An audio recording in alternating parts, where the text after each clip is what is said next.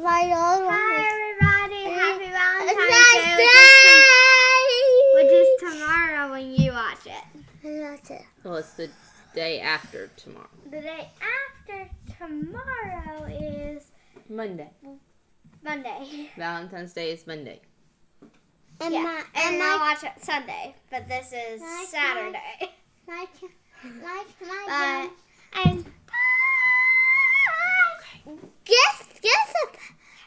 Guess a book to me has it. It's a mystery. It's a mystery. You've already had your birthday. It's not a mystery. It was Star Wars. We're gonna have that Pokemon book. You mean Elizabeth? No. We're gonna have that my girl house. Oh, okay. She's gonna have a Pokemon birthday. No, we're gonna have. You're gonna have a Pokemon birthday? You're already planning next year? You just got done with this year. We don't know. You don't know? That's a good answer. Okay. Oh, Can you tell them bye? It's Sunday. Can you tell them bye? Happy Hearts Day. Okay. And Happy Valentine's Day. Can you Happy tell 'em Heart bye? Day. Happy Heart Day. And Tell 'em happy bye. Valentine's Day. Happy Bye. You have to blow the kiss. There you go. Good job. No, we don't stick our tongue out. You. All right. Tell them bye. Bye. Okay. Today we are going to continue with our series that we've been doing. And today is Pilate. Pontius Pilate. And Pontius Pilate ruled for 10 years, but he was never able to establish order in Judea. His judgments were rash, they were thoughtless, they were incompetent, and they were cruel. A Jewish philosopher talked about Pilate, and when he talked about him, all he talked about was his violence, his thefts, his assaults, his abusive behavior, his frequent executions of untried prisoners, and his endless savage ferocity. When I read that about Pilate as an introductory to this devotional, I didn't see one thing good about him. He's just not a good person.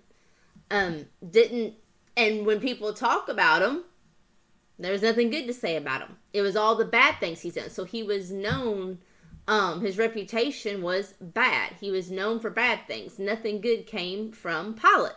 So, and this Pilate is the one that we know after Jesus being on this trial with the Sanhedrin, this is who Jesus was sent to. He was sent to this man. He was sent to Pilate for punishment. And it was before this Pilate that Jesus was accused of blasphemy. But there was a problem with that. Blasphemy was against the law. You could get in trouble for it. You could be charged not charged. You could be found guilty. You would be charged with something, but blasphemy didn't render the sentence of being put to death. So the Jews knew that if they were going to get what they want, which is what they wanted was to have Jesus crucified, they needed a harsher charge. They couldn't just go to Pilate and say, hey, he's accused of blasphemy. They had to come up with something else. And even if they had a chance of getting Jesus killed, which is what they wanted, they had to come up with something more.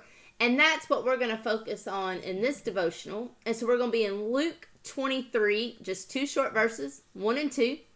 And then these 2 verses, there's going to be 3 new things that the Jews went to Pilate. And when they presented Jesus to Pilate, they said, we have 3 charges against Jesus. Besides the blasphemy, besides everything else we've accused him of, we find these 3 new charges. So Luke 23, 1 through 2 says, then the whole company of them arose and brought before him Pilate. And they began to accuse him, saying, we found this man misleading our nation and forbidding us to give tribute to Caesar, and saying that he himself is Christ a king. So these 3 verses, people told Pilate that Jesus is being accused of misleading the nation. He's being accused of forbidding to give tribute to Caesar. And he's being accused of saying that he himself is a king. So Pilate's sitting there, Pilate's listening to this. The first two charges, Pilate just brushes off. He's like, okay, no, that doesn't mean anything. But the third one, saying that Jesus himself was a king, had to be dealt with. They could not let that one go. So Pilate is in a situation now. Pilate has this man in front of him. He is doesn't know if this man is guilty or innocent. He has to make that decision himself. The people say, okay, he's accused of misleading the nation. Pilate just tosses it away. They say he is forbidden to give tribute to Caesar. Pilate throws it away. But then they say, well, this man claims he's a king. So that catches Pilate's attention. So Pilate starts asking questions. And the first thing Pilate asks is, Jesus, are you King of the Jews? Jesus answered a question with a question. And when I did this in the teenage class, I told him, I hate those answers. I hate when I ask Matt something and he answers it back with a question. And as much as I don't like that, I do it to Elizabeth all the time. I do it to Austin all the time. And I catch myself every time I do it. But that's exactly what Jesus did. Pilate says, are you the King of the Jews? And what does Jesus say? Are you asking me this? Or were you told by these people over here that's who I was? What's your answer? And we know the Jews were looking for a physical kingdom. And Jesus said his kingdom is not of this world. Pilate didn't understand that. So yes, Jesus said he was a king, but the kingdom he was a king of is not part of this world. And Pilate did not understand that. So then the second thing Pilate asked is, well, what have you done? And it made me think of any time you go up in front of a judge, go in front of your parents. There's a couple of times I recall in my lifetime that I would call mom or call dad, and the first thing I'm is, what'd you do? What happened? Because they knew it was either not the right time to be calling, it wasn't my time to call, or, just something out of the, they just had that instinct, that parent instinct. What have you done? And that's what Pilate's meaning. What crime have you committed?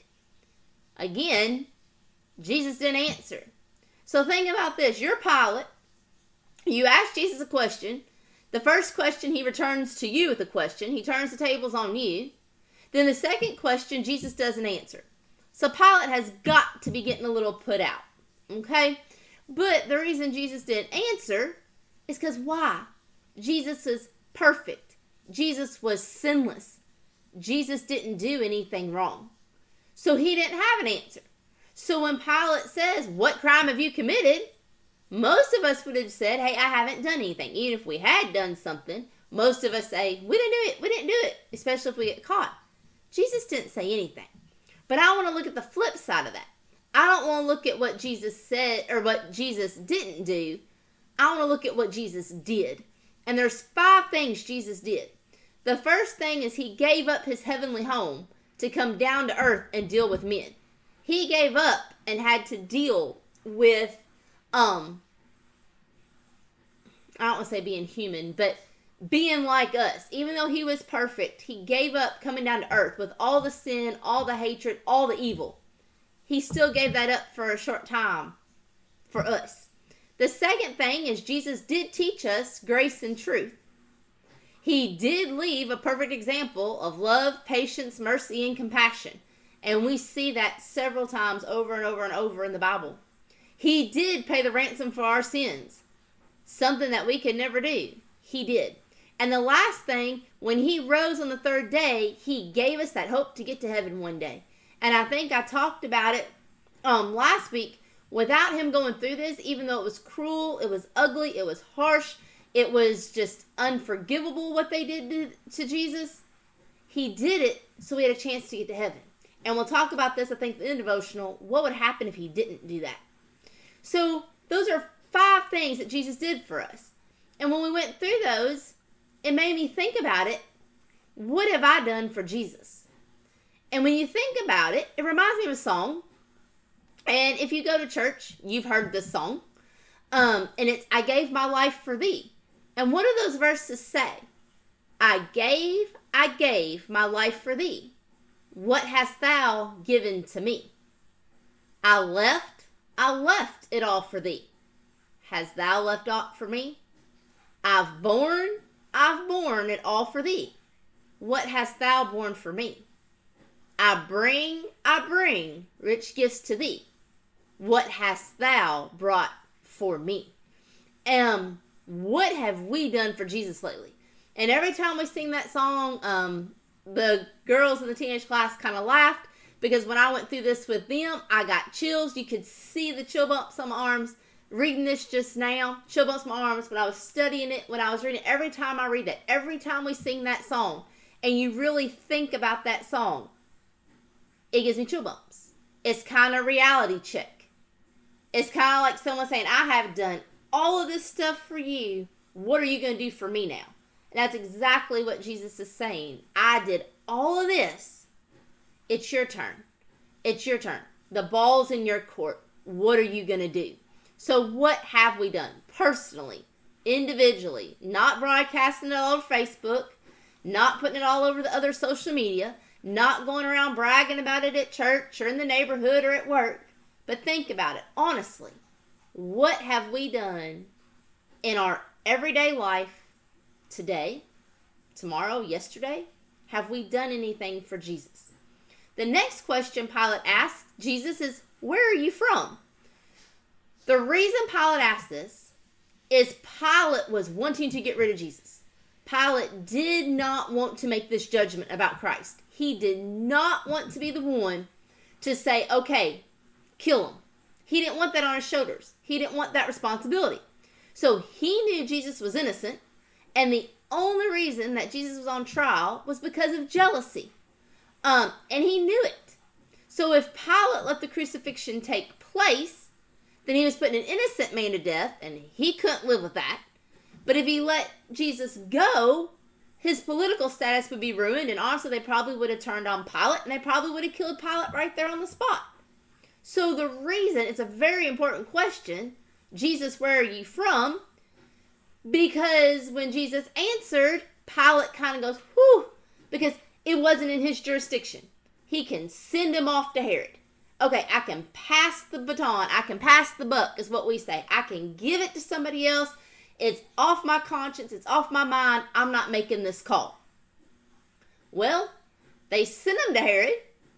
Herod didn't find Jesus guilty either, so he sent him right back to Pilate. So Pilate just thought that his plan was going to work, just thought he had gotten rid of Jesus. It didn't. Herod sent him right back to him. And when he did, Pilate had no other choice but to decide, what am I going to do? He's between a rock and a hard place, like we said. I'm either going to make the people mad, or I'm going to kill an innocent person. Who do I like more? And we're already not on the up and up man, right? Like when we started the devotional, we aren't a good person. We take pride, all the bad things we've done. That's what we're known for, right? What are we going to do? We know Pilate was going to have Jesus killed. Well, Pilate thought he was doing something good, but again, it backfired on him. Pilate thought that if he had Jesus beaten, if they had already kind of went through the ropes before he turned him over to the people, that the people would just say, okay, you've done enough, you've punished him enough, let him go. That's not what happened. Pilate did have Jesus beaten. He did have him put on a robe. He did have the crown of thorns put on. He goes to the people and says, okay, you can see Jesus has been beaten. He's got he's got cuts all over himself. He looks bad. What do the people yell? Crucify him, crucify him. These people were relentless. They were terrible. They wanted Jesus killed. They were not going to be happy because Jesus was taking something from them. People were following Jesus, not following the Pharisees and the Sadducees, the Sanhedrin people. He was not following the prestigious people. They were intimidated. They were jealous. The only way they could get over it was to have him killed, and they were not going to stop until Jesus took his last breath. So, let's think for a moment. We know Pilate's situation. Well, we don't know, but we've read Pilate's situation. We know even though he wasn't a good person, he was, at least he thought a little bit, right? Because he knew Jesus was innocent. He admitted Jesus was innocent. He didn't want to make this call. He knew what he was going to do was going to be wrong, and he didn't want to do it.